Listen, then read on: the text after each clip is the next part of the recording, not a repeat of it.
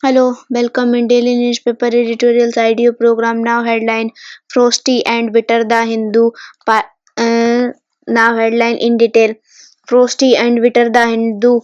Parliament needs to be more productive and not sidetracked by harps.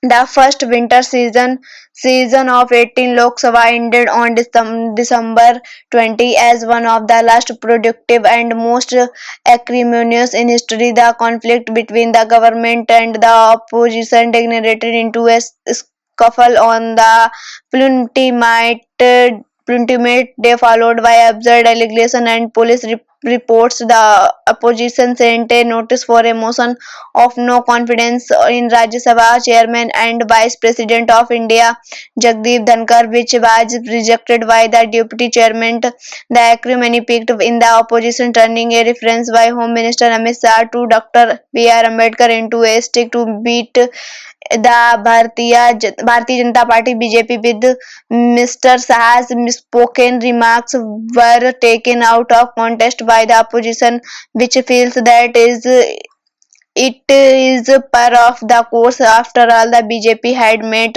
ridiculous allegations about the Congress party's supposed link with anti-India force abroad to stall parliament proceeding for several days earlier.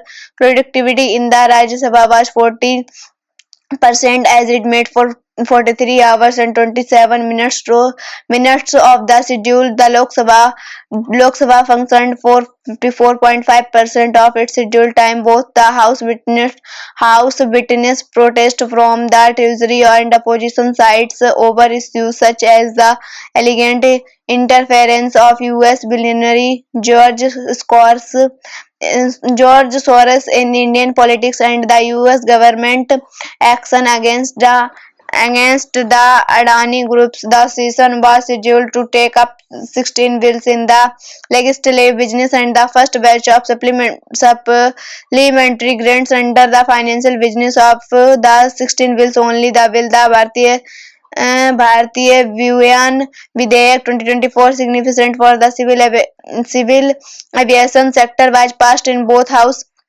The Rajya Sabha passed the Millers Bill and the Oil Fields Regulation and Development Amendment Bill, bringing major changes in the industrial laws governing blast furnace and boilers and the petroleum sector. Other than the appropriation bill as the part of the supplementary demands for the grants, the Lok Sabha discussed and passed the banking law amendment bill, the railways bill and disaster management bill.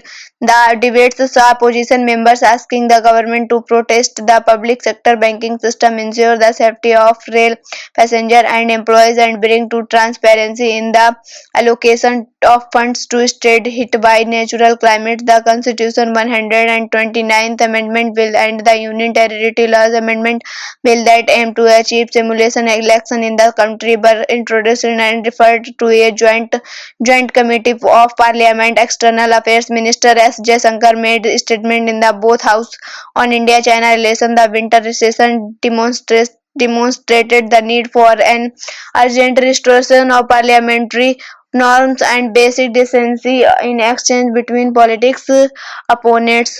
Thank you.